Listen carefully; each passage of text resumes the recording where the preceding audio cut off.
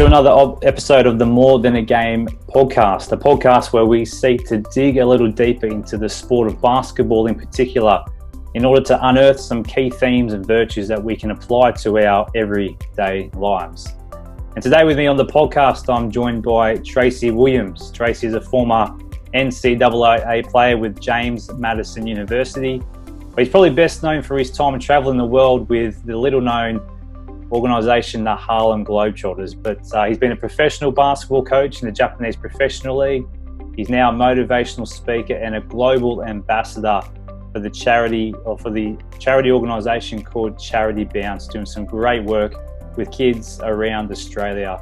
Tracy Williams, thanks for joining us and welcome to the More Than a Game podcast. Thanks, Dan, man. It's a blessing for having me, man. I appreciate you. No worries at all, mate. It's great to have you on here. And as I ask every guest that comes on the podcast, I'm just keen to know a little bit about your background, obviously, but how did you first get involved with the sport of basketball, and what, drove that passion for you to play and to get involved with the sport of basketball? Well, for a while in my early life, I didn't seriously get in basketball or really anything until around about sixth grade. I had a good friend of mine named Curtis Struck. He loved basketball. I thought I loved it as much as him, but he actually went to the basketball camps and stuff like that, and I never actually went. And but he would come back from the camps and he would reteach me and a couple of other guys that we hung out with what he learned at the camp. And we listened to him,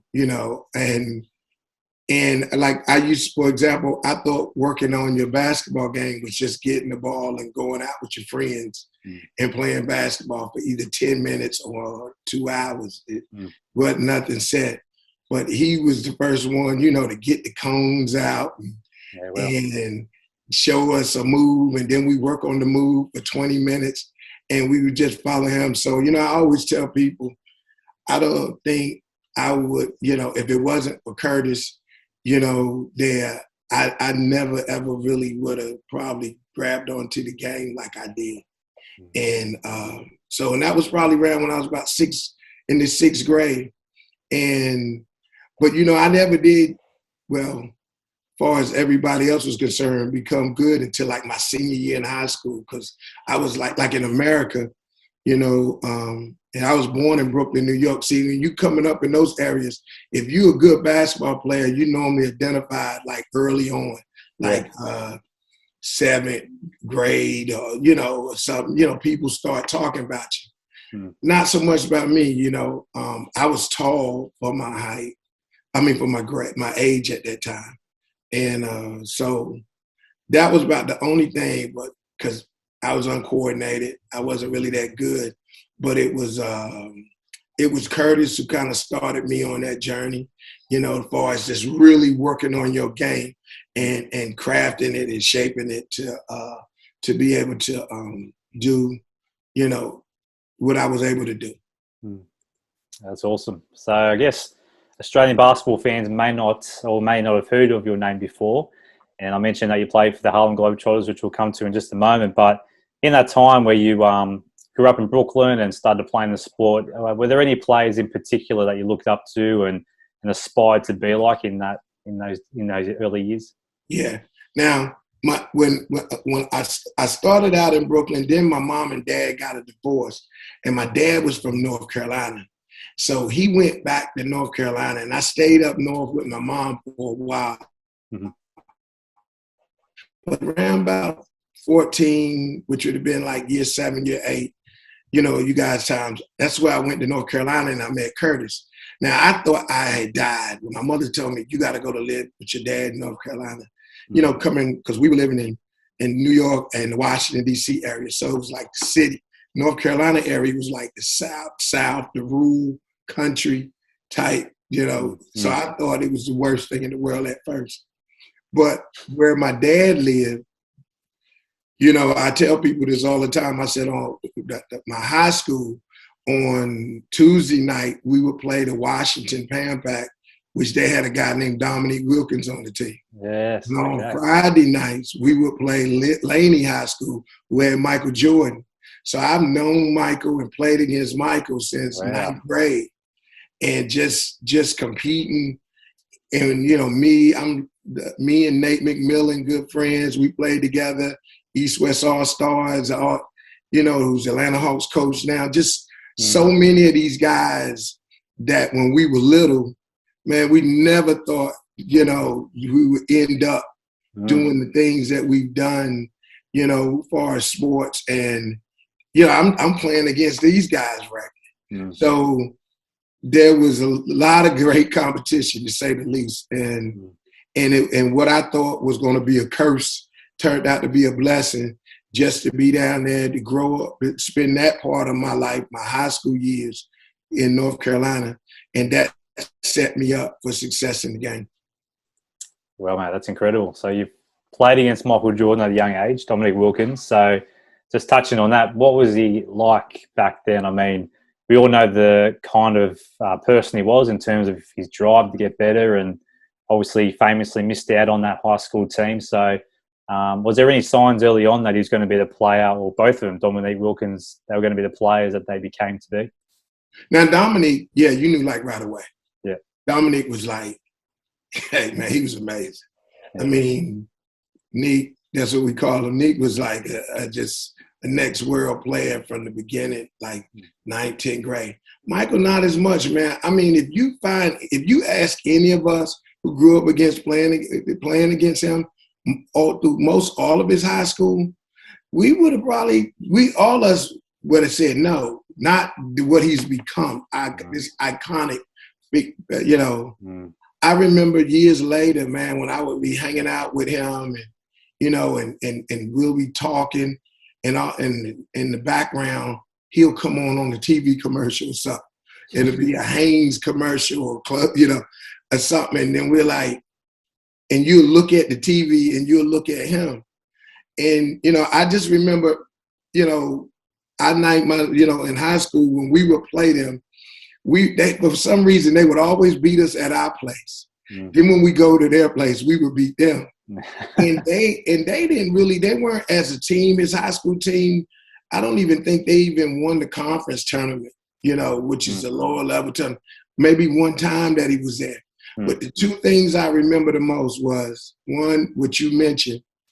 I then and to this day, Dan, I've never met a more driven individual than Michael Jordan. I mean, he played, you play hard most of the time, but sometimes when you're playing against some guys that they're not really on your level, you may have a tendency to kind of slack up a little bit or go through the motions. Not him.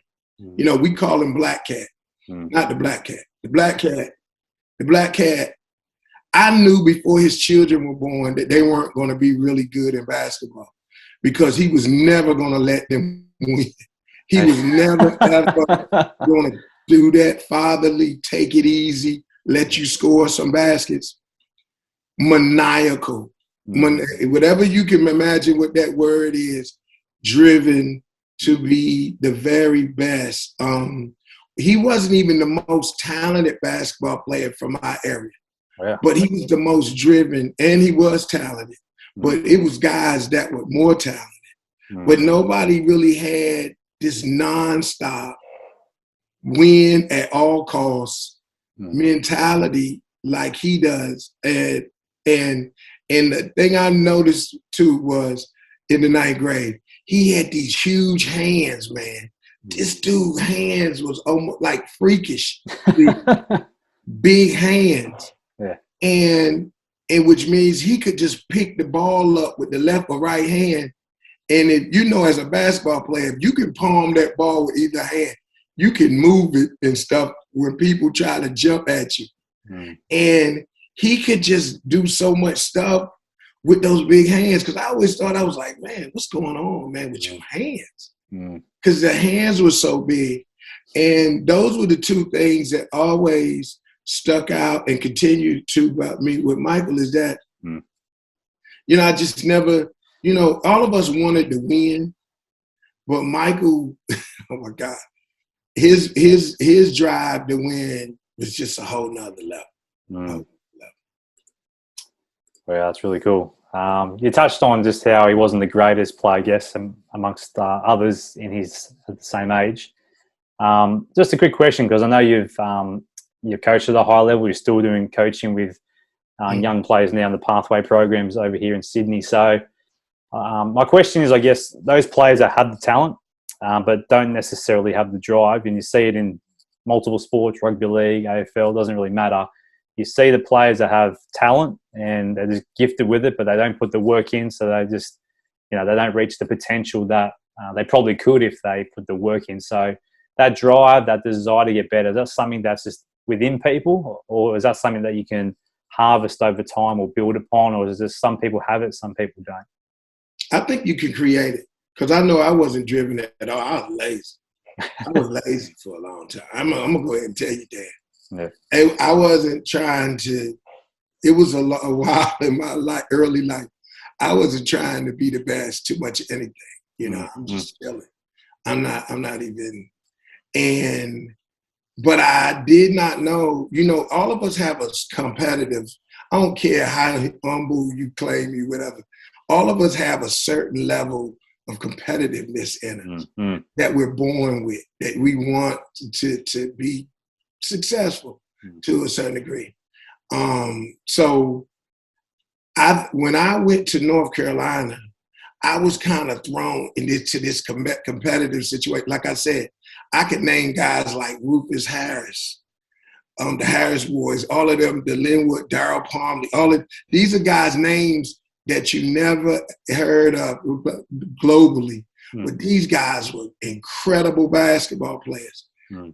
Some of them made bad decisions that, and different things, but it was just so many great players, like all around me. Like if I was able to do a Hall of Fame for my life during that time, I mean, it would be so many guys that people outside the state of North Carolina wouldn't know, because these guys were, when you talk about the great players like Lloyd Sweet Pea Daniels and the Pee Wee Kirklands, and I mean, Pee Wee scored 135 in a college game. Wow. I mean, James Fly Williams scored 70 in the first half. Austin Peay University. I mean, just iconic guys in the hood now. Because, and everybody, because the basketball fraternity is so small, we know them. Like if I said, somebody that came up, every area, every hood in America, if you in Chicago, it's Lamar Mundane. Man, shoot the ball in a different area code. I mean, all of these guys, but their names are people who a fan that didn't grow up in America in the heartland of basketball, you don't know who these guys were, because for whatever reason, they never made it past high school.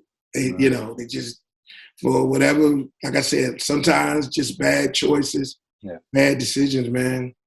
And, and it causes you to abort your future. Yes, and it's sadly the case with many athletes out there, professional and those up and coming. But you were one that did kick on. You went on to play university or NCAA ball with the James Madison University, I see. And not long after that, I guess, you had the opportunity to play for the Harlem Globetrotters again, playing and traveling the world. Would have been an incredible opportunity to have. For those who don't know much about the Harlem Globetrotters story, can you sort of touch on what they're all about and what was that experience like and that opportunity like for you?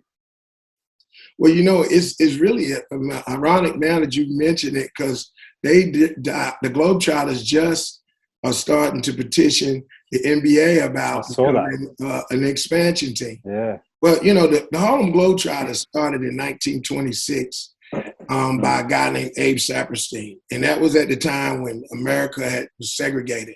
The NBA, the professional team leagues, if you weren't a white player, you couldn't play in those leagues. So this guy, Abe Saperstein, put together a team of the top black players, that he could find all over America. Mm. And they just went around and would play whoever would play him and pay him, they would go play him. And so they started touring first in just America. And just even when he called them Harlem Globetrotters in 1926, he called them that. They didn't even leave the country till like almost 30 years later. Wow. That before they would go. You're talking about faith-filled words. He spoke it over that team. Mm. And that team was, it became what he said it was going to be. Mm. So they traveled around. And I mean, just so much history, after a while, the fame of that team went out, or not only with just African Americans, but white Americans too. And they all grew to love that team. So much so that the NBA at that time, around George Mikan era and stuff, they would have the Globetrotters to play a game before their game. So they could have the fans in there, because everybody, sold out crowds around America were coming to see these guys. And at that time, again, they were regular basketball players. Mm-hmm. But the thing about the Globetrotters, they beat everybody so much that the folks, the popularity started waning, or people didn't want to come pay no more, because they said, well, we know you're going to win. Mm. And it was a guy, what we call our first showman ever, was a Reese Goose Tatum, who's in the Basketball Hall of Fame now. He's just, when he saw that the crowds were starting to leave and stuff, he started doing these things we call reams as Globetrotters, but they call tricks with the ball. Mm. So instead of just scoring the ball, he used to spin it around on his finger, spin it across his chest, and drop it on the ground and kick it into the net. Yeah. And this all started out as a necessity to keep this job, playing this kids game. And then, other guys started picking up on it, because they, that made you a fan favorite if you could do something kind of like and one mixtape now. Mm-hmm. But, things like the first slam dunk, the Globetrotters did it. Mm-hmm. The first black player to ever play in an NBA game was Nat Sweetwater Clifton, who was a Globetrotter. Mm-hmm. He played with the Knicks. Now, Chuck Cooper was the first one to sign a contract, but he didn't play to the second night of the NBA season. So Nat, technically Cooper, but actually Nat Clifton was, Sweetwater was the first one. And also the great Wilt Chamberlain, I got to mention him. He played his first 2 years professionally with the Harlem Globetrotters. And he's deceased now, but always said that the happiest time playing professional basketball was playing for the Harlem Globetrotters. And if you pull him up on Google, he comes up first in a Globetrotter uniform. Yeah. And, a lot of people don't know that Magic Johnson, after he retired, played for the Globetrotters. That Kareem played a little while with the Globetrotters.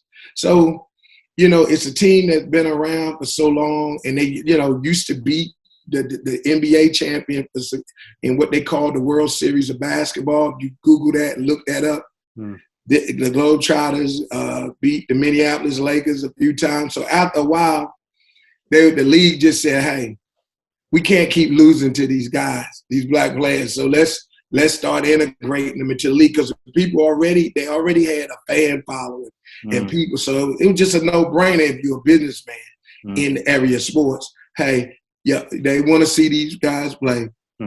Let's make that money. There you go. That's an incredible story, really is. And I didn't realize all that about how it came about. But I remember going to see them in 2004. You weren't involved back then, were you? No. Okay. I'm an old head, man. I'm 57. I've been gone for a while. There you go. Yeah. In 2004. But I mean, the team, man, like I tell people, we've been to every continent. We even got a standing contract with NASA's space program in America to be a contract that we're going to be the first team to play on the moon. Wow. That, when they get there, set it up, that we're going to be, because we played everywhere, hollowed out swimming pools and on aircraft carrier decks, in jungles. We've taken we consider ourselves ambassadors, not only of goodwill, but we've taken the game of basketball around the world. We think more than any other team. And that's why about 15 years ago, we were the first team ever to be inducted as a team into the Naismith Basketball Hall of Fame. Yeah. So cool. So how did you get your start? How did it come about that? Did you try out for it, or did someone headhunt you or scout you? How did it come about? It was kind of like a headhunt because, man, growing up, I knew about the Globetrotters because I watched the cartoons.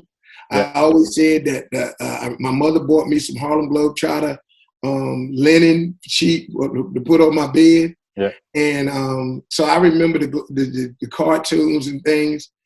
I never really wanted that was not the goal.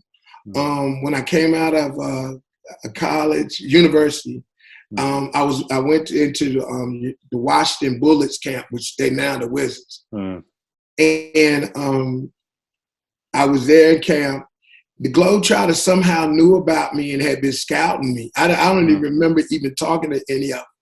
So later on, I got released, and I'm dejected. I'm sad. I'm feeling like I thought I was going to go straight from university straight into the NBA, and now I'm at a CBA team called the Quad City Thunder, and I'm freezing to death in a little town called Moline, Iowa, somewhere.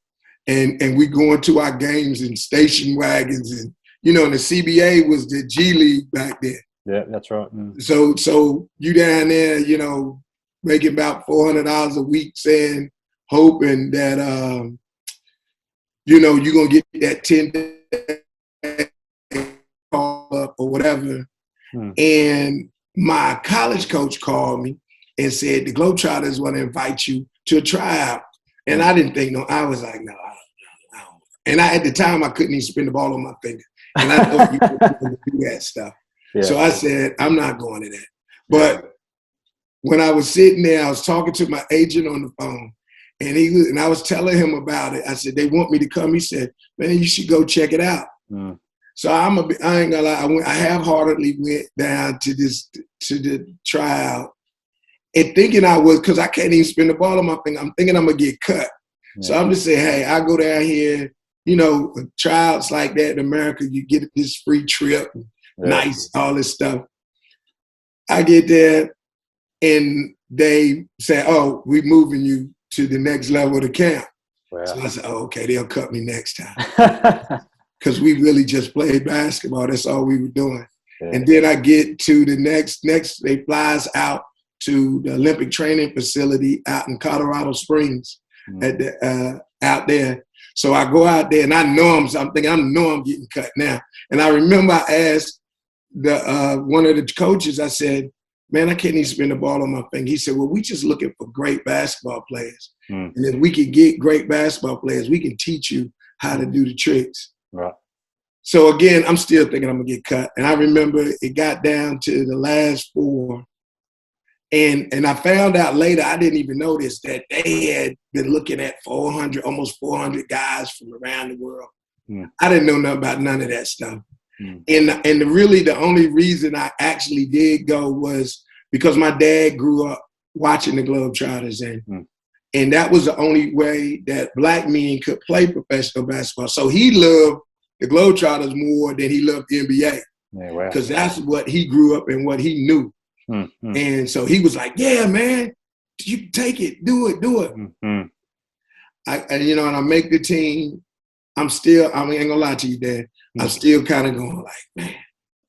But, God works in mysterious ways sometimes. It was where I needed to be, because once I got there, and I want to tell you, if I can tell you this quick story. Yeah, okay. I remember first talking with Curly Neal, and, and he was like, man, how you like, I don't know if you remember Curly, the bald-headed one.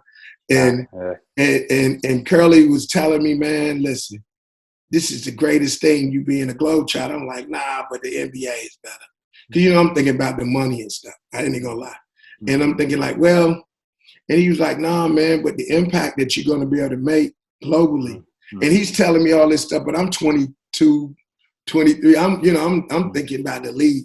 Yeah, for sure. And he's like, Nah. But I found out he was right because I think it was during like my first year, my first tour. We went to a hospital to visit kids in an oncology ward, in a pediatric oncology ward. Mm. And I remember, you know, us getting on the bus to go to the hospital and being met downstairs with these nurses who were going to take us like on the second floor or something. And they kind of tell us, said, look, you know, a lot of these kids are stage 4 terminal, you know, and, you know, and stuff. So when she got through telling us and stuff, he said, so, you know, some of them going to have tubes and stuff coming out, you know, colostomy bags and different things. So they're trying to get us ready, you know. So I'm going to tell you, all of us was kind of feeling like down almost once we went through the little briefing. And then we get on the elevator or the lift and go up to the floor. And we, as soon as the door opened, it's all of these pictures and things where they drew and pictures of what the other Globetrotters and everything. And man, I'm getting a little emotional now, Dan. I ain't even gonna lie to you.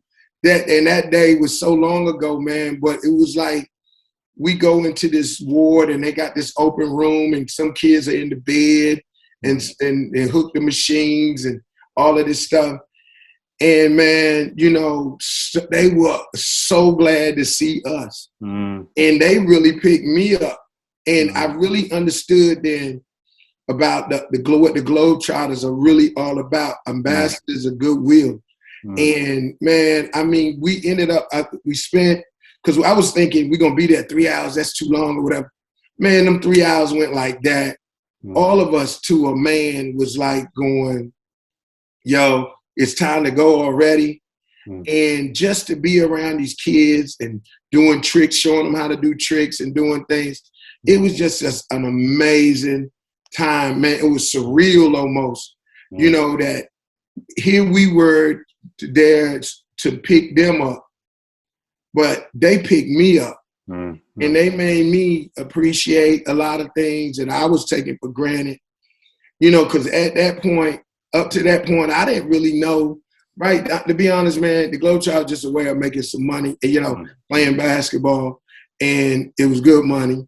And I was just like, but from that day on, everything changed about playing with the Globetrotters, and it was an honor then. It's an honor now that, you know, to have that been a part of that, because we were bringing something that was greater than the game.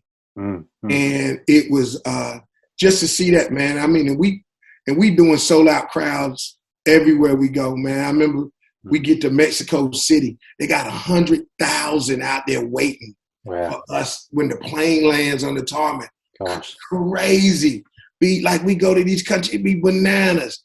Just how people would just gravitate to the team.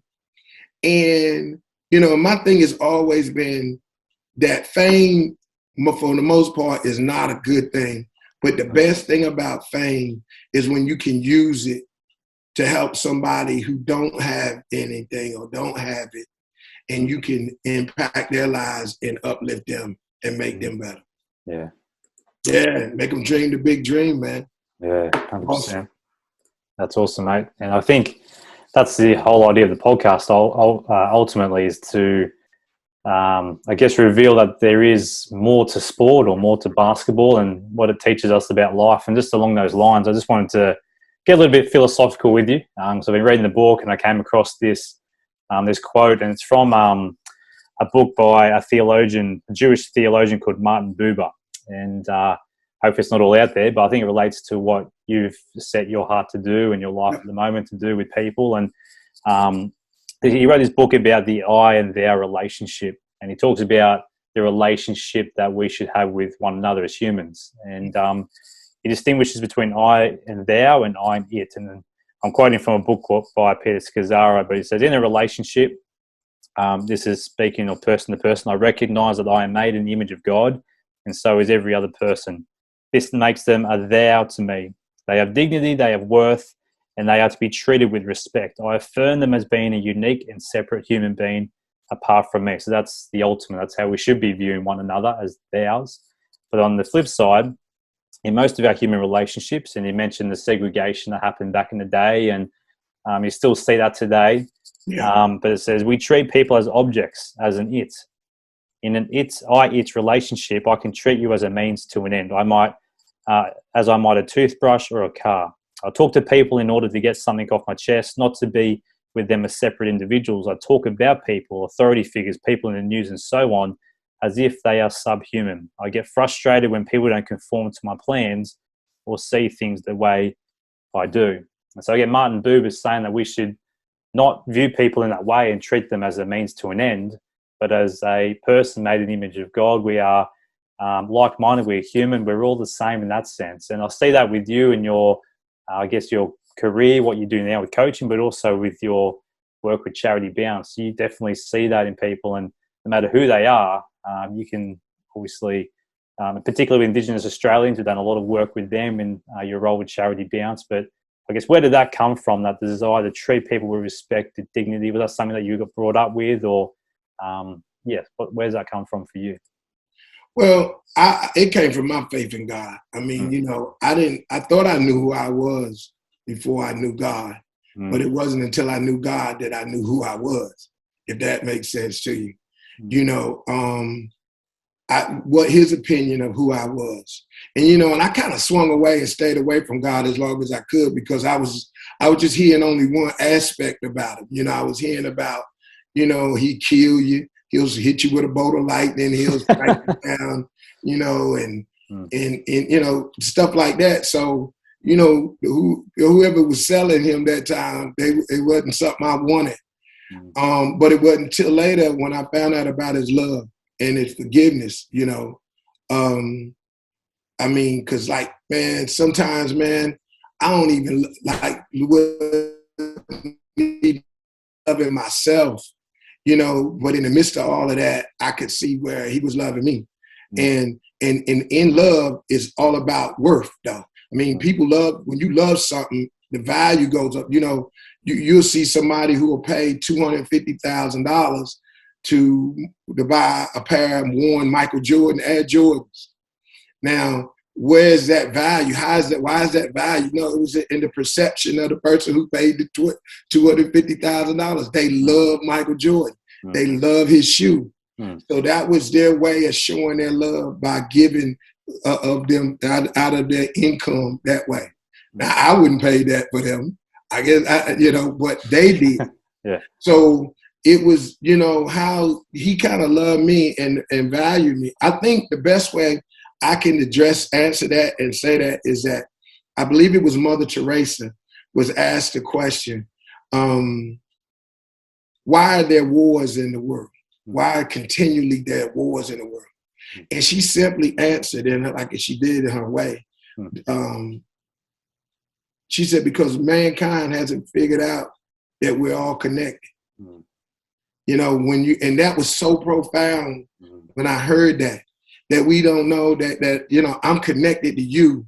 Yeah. I'm connected to my neighbor next door. I'm connected to them. And if we chose to perceive that like that, and then you understand then that people are important, that they're important to you and why they're important.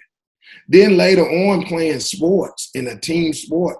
And I'm always telling people, you should have your children, make them play in a team sport, at least for a little while. I mean, I'm not saying you got to do like we did, just love it and commit to it, but just make them play or in a team sport. Because if nothing else, you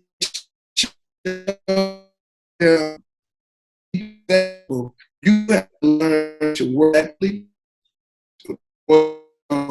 with other people for this one common goal, which is to win.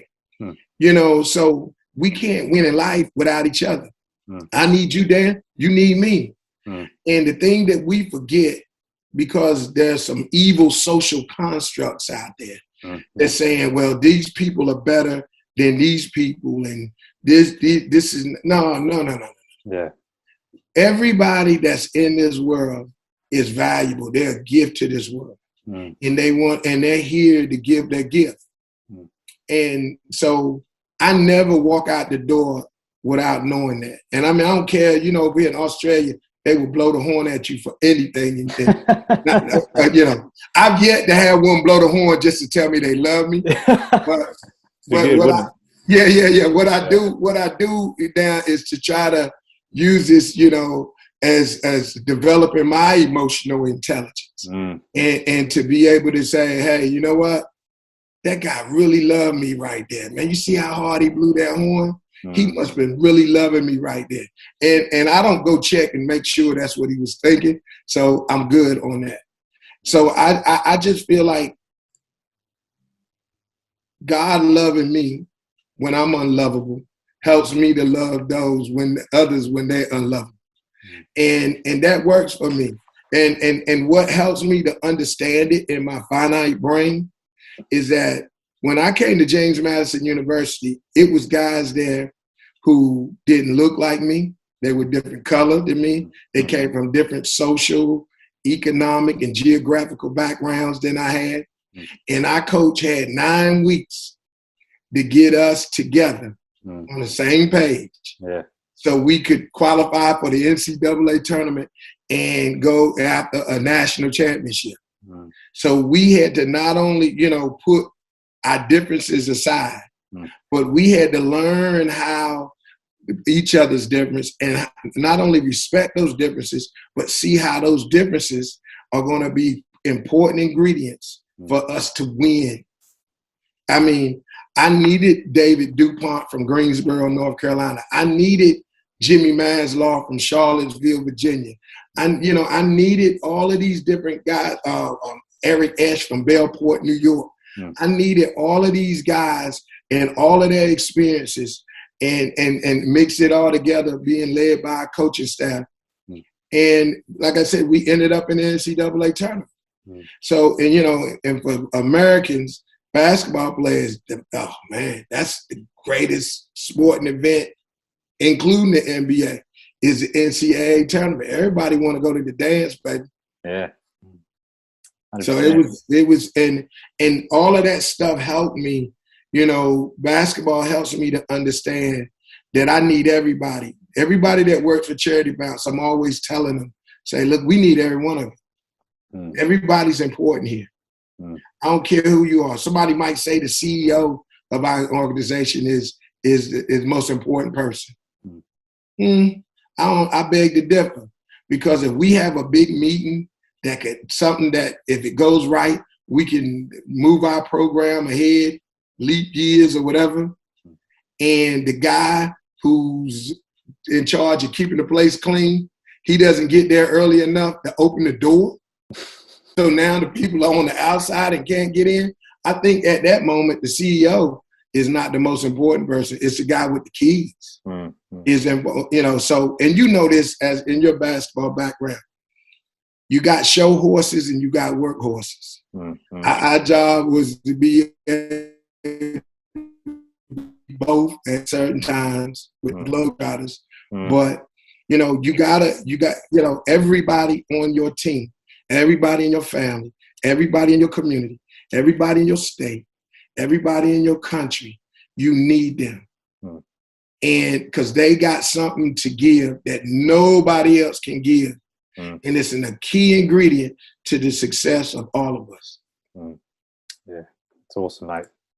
Love it. And I guess that comes across in your work with Charity Bounce. We had Cal Bruton on the podcast a little while ago, and Cal's obviously been involved with Charity Bounce in the past and sort of gave us a rundown of what the organisation's all about. But what's your role specifically with the organisation, and just fill those people in who may not have heard about Charity Bounce, about what you guys do, and I guess the great work you do in the community.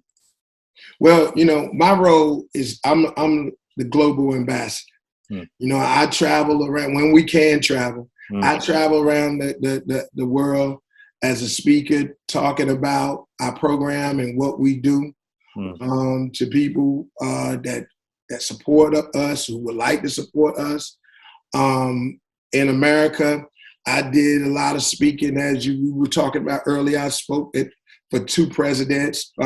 Spoke for President George Bush Jr. in his community and schools program, White House Initiative. as well as under President Obama with the when he hosted the National Prayer Breakfast, which is an annual event, one of the biggest events in America every year. I've worked with Fortune 500 companies on things like team building, communication, diversity, training, just teamwork, like just building great teams. So when I came here, and it's like the story, when I met Ian Heininger, who's a CEO and the founder, one of the founders that started Charity Bounce. To be honest, I came here to actually do some work with the NBA Global Academy. All right. Because I knew NBA people in the front office, and, we had talked and said, hey, you go to Australia, because my she's a citizen here and she's been here for a while. And I said, well, yeah, I want to go there. And he was like, I go down here. Now, the night before I left, a friend of mine, Malik Dixon, called me from Australia and said, have you ever checked in this organization called Charity Bounce? And as he was talking, I pulled it up at my house in North Carolina on the laptop, and I was like, oh, they only been around 2 years, And also, I'm gonna be honest with you, I was thinking the NBA is more established, the Global Academy there in Canberra. I'm thinking with my head and not my heart right then. So I get here the way, like I said, God connects them dots. I get here, I go up to the Gosford, I think I'm saying it, Gosford for the under 21s or something, under 19 something championships. I'm up there with Patrick Hunt and all of these guys, and I'm with a guy who works with Charity Bounce. Wow. He's an American guy. Yeah. And he's telling me about it, and he's saying, you got to sit down with Ian. And I said, okay. So about a week later, I go and I meet with him. And he starts telling me about this vision. And I'm going to be honest with you, I was thinking the whole time I was there, I said, I'm not going to work with them. I'm going to go with the NBA. It's a bigger brand and everything. And at least, I get established.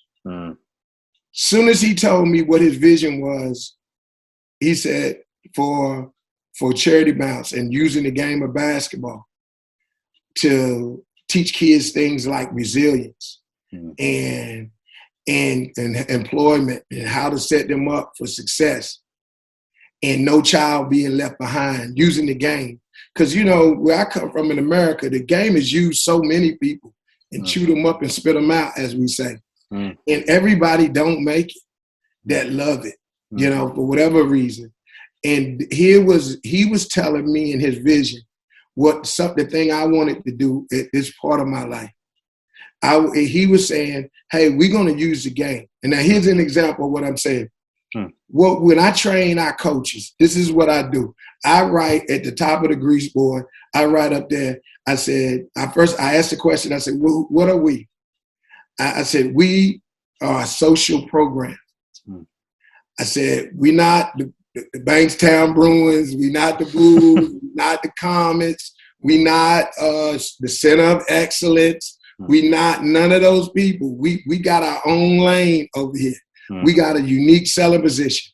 I said, in those places, those guys wake up in the morning and say, we're going to teach ball handling.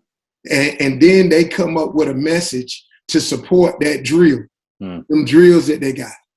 We invert it. We can wake up in the morning with a message, and we use basketball drills that support our message. If we're talking about cooperation in your home, in your school, in your communities, now we're going to talk about, okay, let's work on assists today. Every time you score, Dan, I want you, as soon as you score, to point at the guy who that led and say his name and thank him. And say, thank you, Tracy, for that pass. We're going to talk on the court, a lot of chatter on the court. I'm going to be saying things like, you got one behind you, Dan. Watch it. Screen left, Dan. Screen on back screen. I'm talking to you. I'm telling you stuff. So we see how we're working on that cooperation piece. We got to be able to speak to each other. We got to have language out there. We got to do things that support each other. We played deep. We working on defense, but not just any defense, not a man-to-man, but a pack line defense. And if you know about pack line defense, it's not one-on-one, man-to-man. It's 1-on-5, man-to-man. All 5 of us. You got to see all 5 of us before you get to that rim. So everybody's getting to the ball. So nobody is saying Dan's man is killing him, because that's going to be an indictment against all of us. We're going to say, hey, who was there to help Dan? So we're going to say, Dan, whenever you in trouble or you get beat on a drive, the first thing I want you to do is scream, help. And when you scream out help, there better be 4 guys rotating to get there to your man or whoever beat you. Now, what does that do? We setting you up for life, because one of the things that people that are listening to us right now, Dad, that they struggle with, they needed to be in part of Charity Bounce so they would know what this is. When they in trouble, they won't ask for help. They won't ask for help. They'll wait till life is beating them down to a pulp. And they look so bad that somebody said, hey, buddy, hey, mate, you need some help? You looking bad over there. Where they should have, as soon as they got beat, they should have asked somebody for help. But for whatever reason, they feel like probably that's making them less of a man or less of a woman or less of whatever. See, in basketball, especially at Charity Bounce, you know, we don't want these kids to ever become adults and not feel like they can't ask for help. And ask for help as soon as you get beat. Soon as that guy gets by you, Dan, I'm gonna need you to holler out help. And help side defense is coming. And you gotta know that. So, you know, every day that we do our programs and stuff, I walk in there and I say, hey, we building leaders in here. We're using this game to build leaders. And all of us, nobody's gonna get left out here. We're gonna, you know, so it's no such thing as Dan's, who's the weakest player here? We're like, none of us, nobody. Because you go against one of us, you're going against all of us. That's good. None of us are weak players here. And now just think if they take that back to their families. Just think if they take that back to their schools. Just think if they take that back to their community. I'm going to say it here on the world famous More Than a Game show. I'm going to say it right now that I guarantee you that one of the next prime ministers of Australia going to come through Charity Bounce program. Guaranteed. You mark it down. Just as sure as Abe Saperstein was when he said the world famous Harlem Globetrotters. Very cool. He knew that's what we were going to be. So when Ian told me about using this game to build lives, see, that was what I was waiting on. And because, you know, I came to the meeting, Dan, I had what I wanted in my contract and how much money I'm, you know, I'm thinking, as soon as he said that, now, I hope he don't watch this, but he could have got me for bubble gum after that. I mean, once he told me what he wanted to do, make basketball a bond servant. You know what I'm talking about, Dad. To the, you know, instead of us serving the game is going to serve us. So we got all types of kids from all types of walks of life that come through our doors, males and females. We disabled athletes. We work with, what we're doing is building people. And the game is so rich, so rich with skills and information that's going to help these people long after that basketball stops bouncing. And Charity Bounce was a program, the first one that I'd ever been in, that's always at the forefront. It's always, you know, when I walk in a coach's meeting, the last thing I want to hear about is how great, you know, and we do use the game, the skills and stuff, and we're going to produce some NBA players too.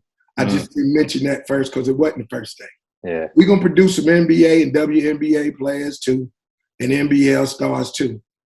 But what I want to know is, I want to ask coaches tell me about Dan. Where is he from? Tell me about him. Tell me about his character. Tell me what you know about him. Mm. Well, you know, I want to know where he started at and now where he's at now and where we got him pointed at. And we want to build you up. You know, we not here, you know, the only thing we trying to tear down is them doubts and them fears. We trying to get rid of that, you know, because my whole life, almost, people been telling me that I couldn't do something. But I was like, man, you know what I say, Dad, greater is he that's in me than he that's in the world. And they said, yeah, but you ain't there yet. I said, yeah, but I speak them things that are not as though they were, that I be justified in my sayings.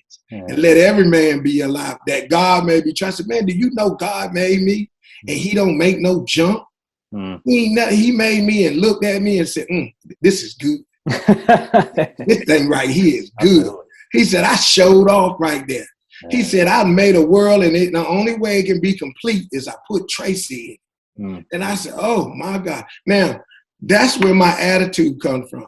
I tell people, I'm not conceited, I'm convinced. He's convinced that I could go out here and make an impact on to touch tomorrow today. And he told me that the vehicle was going to be Charity Bounce. And so I told Ian, I'm ride or die, man. No matter what we do, if we end tomorrow, I'm going to be there. We're going to be the last men standing.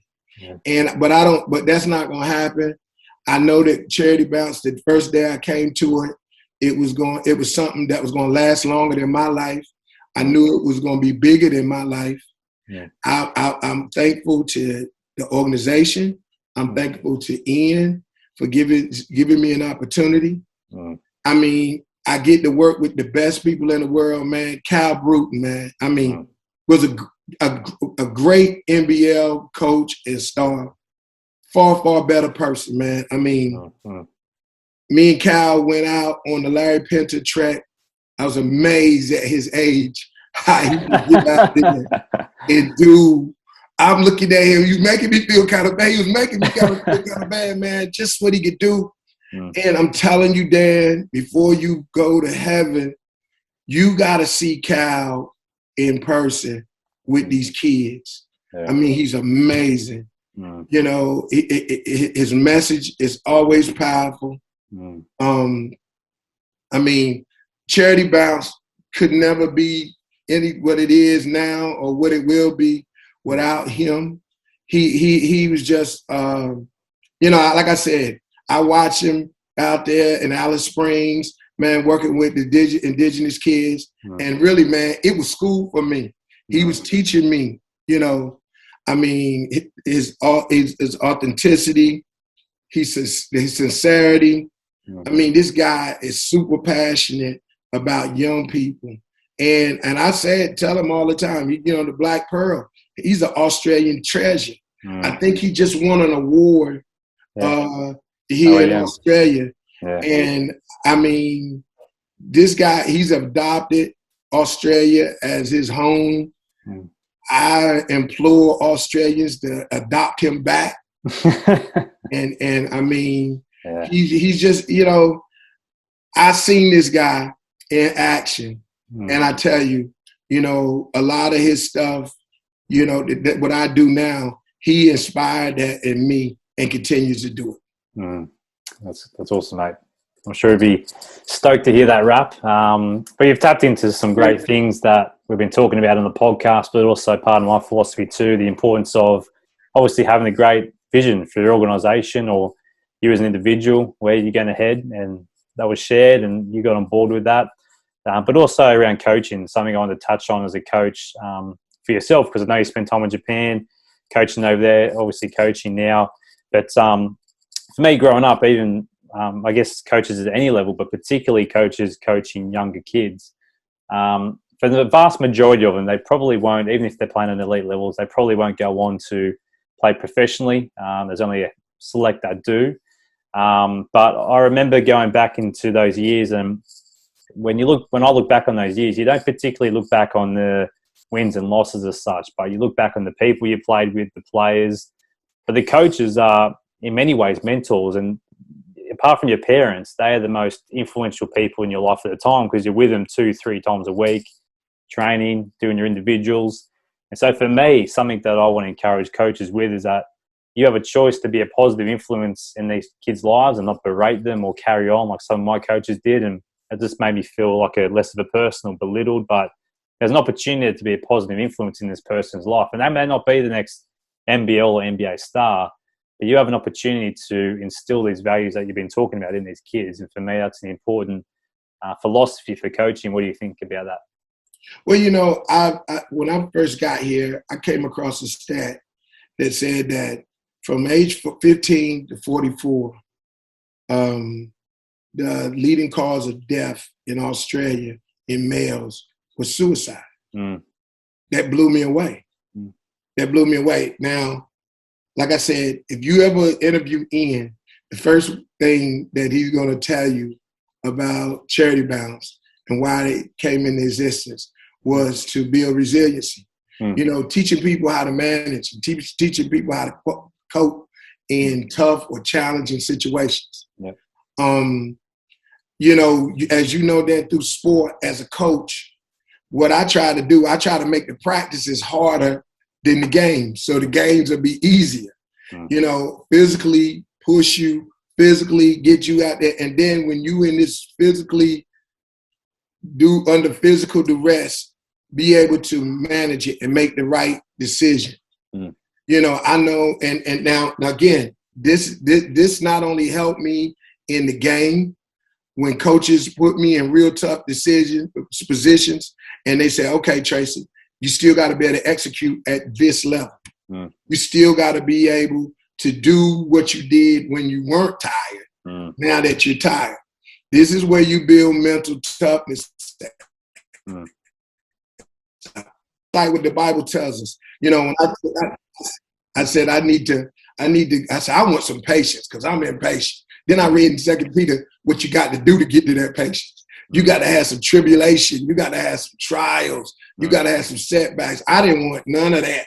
None of that was appealing to me. So what I found with my coaches, now some of them, like just like you, man, they taught me some things I would not do. They taught me some things I would not say. But I ain't gonna lie to you, I thank God for them, because a lot of them, you know, my college coach told me when I first got there, he said, Tracy, I'm gonna make a man out of you. And I was like, man, I already feel like I'm a man. But, you know, I didn't say that to him because you said mentors. A lot of my coaches were almost like a type of God in our life because we were with them in practice way more, especially in university. I'm with them 6, sometimes 7 days a week.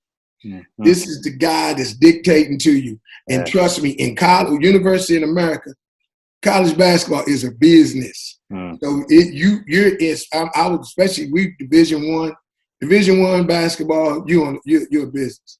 So we're out there, and all of this stuff is going on.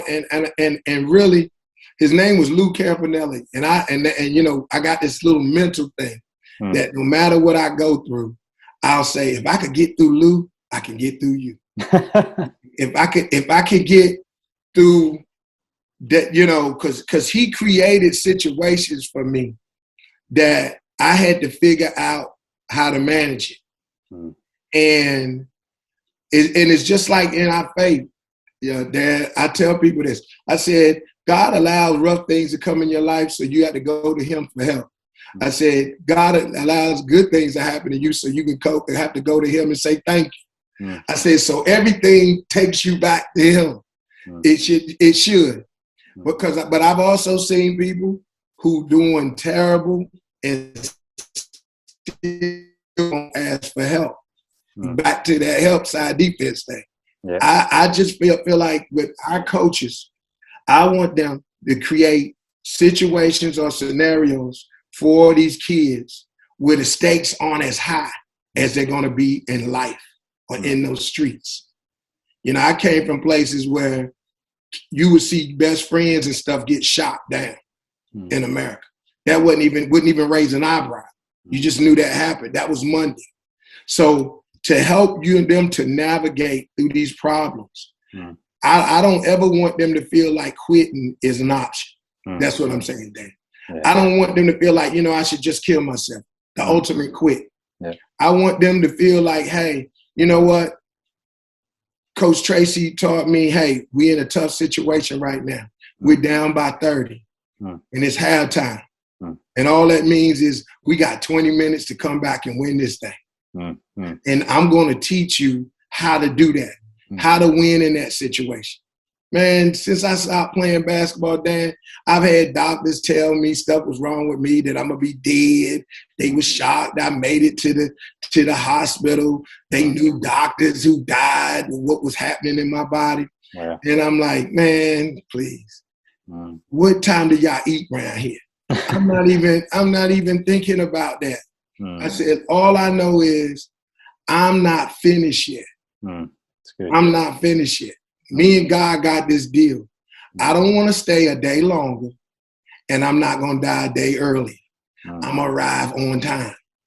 And so what helps me to believe that is that I've been down by 30 in games, and we come back and win by 6.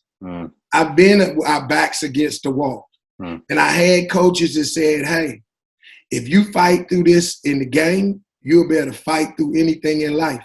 And I lived long enough that for those things, for me to see them come to fruition. And it helped shapes my attitude. And every single thing that I do now was the things that the game taught me. That, hey, don't ever give up. Don't ever. Remember Jim Valvano? He said, don't ever give up. Don't ever, ever, ever give up. And what we used to say in the street, we don't stop till the casket drop. We're gonna keep playing hard. We're gonna keep doing what we need to do, and until we win. And so I tell our coaches, I said, what I want everybody to walk out of here with is that they got enough on the inside of them to overcome anything on the outside of them. That's what I want them to teach it. Now, they don't have to do it just like the way I do it. They could do it a different way, but I want the same result. I want resilient, young Australians. I want them to walk out there, and I'm going to live to see the day where, just like when you compare coronavirus cases and deaths to America, and Australia is barely none compared to America. I want people to say suicides in young males from age 15 to 44, almost non-existent, because they come through this program, man, and they know greater is he that's in me than he that's in the world. Ain't nothing out here can stop me long as I keep that inside right. So that's what we do with the game, man. And I know I'm long-winded. I looked at how long you were on with Cal, and I said, I ain't going that long. I think Cal was on for like about 53 minutes or something it said on there. I said, I ain't going that long as Cal. But, man, I'm telling you, when you're talking about faith, you're talking about basketball, you're talking about charity bounce, dude, it's hard to shut me up, man, because, we're a global organization. We just starting to open our programs in the United States. Matter of fact, I was on a Zoom call this morning about we got coaches in place in America on the East and West Coast to start doing our programs there. So, charity bounce, man, is spreading our flag out all around the world. That's awesome stuff, brother. And keep going. I love it. It's great.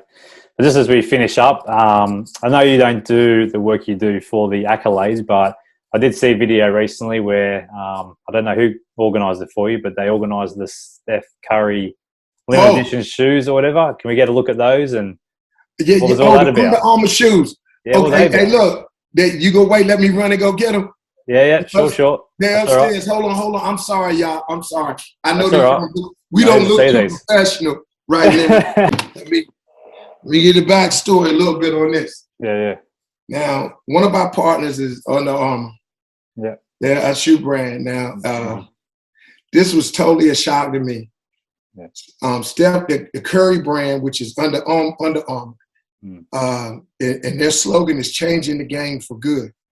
And the game they're talking about is the game of life. Now, they went to Dan White, who's young kids are Dan Life. He's now with sneakers now, you get them customized and stuff. Yeah. So that's a big thing with young people. This is nice suede type shoe sleeve for each shoe. And he created 20 pair of 24 karat gold Steph Curry shoes, the Curry 8s. And the Under Armour and the Curry brand picked people out. Steph took 5 coaches who were instrumental in his life, in his development, and he made sure they got a pair. Then the other 15, the Under Armour from all over the world went and picked certain people and organizations to, that they thought was doing a lot of stuff in their community, good things. And they give this, first you get this golden ticket. Wow. And the ticket says, "Greetings to you, the lucky recipient of this golden flow," that's the name of the shoe, Curry Flow, from Mr. Stephen Curry. Mount this ticket and the Dan Life custom flows for all to see, as it is a symbol of your good works and the impact you are making on your community. We see you and honor you. In your wildest dreams, you cannot imagine the change you are creating in the world, leaving it better forever. And it's signed by Steph and Dan White. And I'm telling you, here you go, man. Here you go. Wow.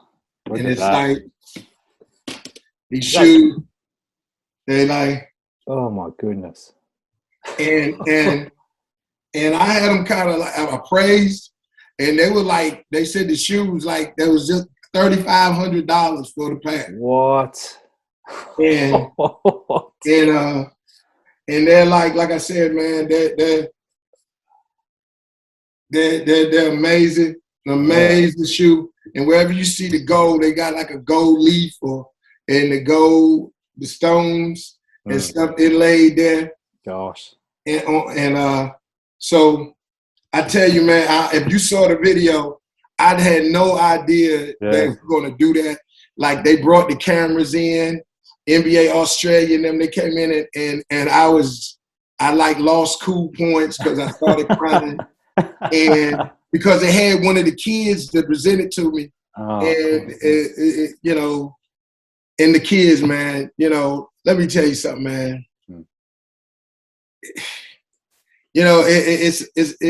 If you can make a difference in the life of just one kid, man, it was worth you living.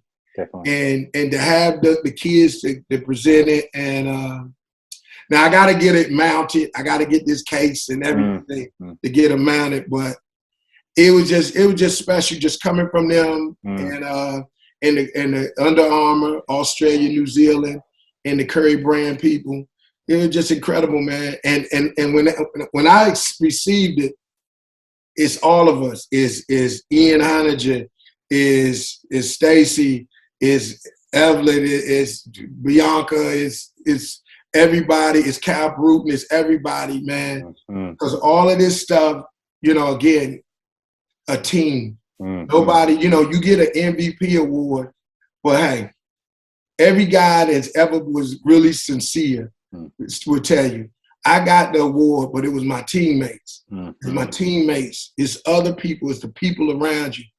Chris Paul said it the other day. He said, "I'm just happy for the people around me." It was so many people who helped you to be you and if it's a good thing. I always tell people that if you're a self-made man, then you're a man that ain't made much. You ain't made much. You're not a well-rounded man. You're a well-surrounded man. Wise counsel. You got people in your life that'll tell you when you're doing wrong and that love you enough, because you got to love somebody a lot to tell them that they wrong right there. And you respect them and you listen to them. So, they gave it to me. It's a tremendous honor. I'm grateful, but I accept it on behalf of everybody that's ever did anything with Charity Bounce. Because again, I just play a part. I'm just one member of many members, and I'm on this team of people that make Charity Bounce the organization that touches tomorrow every day. That's awesome, brother. It's safe to say you probably won't be wearing them on the court anytime soon. Never. Yeah, these going up under the glass, man. Somebody said, when you gonna wear? I said, never. Never put my foot in these. Yeah. I said, I'm gonna get it mounted. You know, they give you a nice box and in case or whatever. And I said that. And what I probably, you know, when we get our new offices, I probably get them to see if they want to display it in the trophy case and everything. So, but it's a great thing. And Dan, man, before you go, man, I just want to thank you. I want to encourage you, exhort you, keep doing what you're doing. I went and listened to the stuff, the interviews. I know, as you said earlier, that you just started it this year. Keep going, man, because you know it only takes one.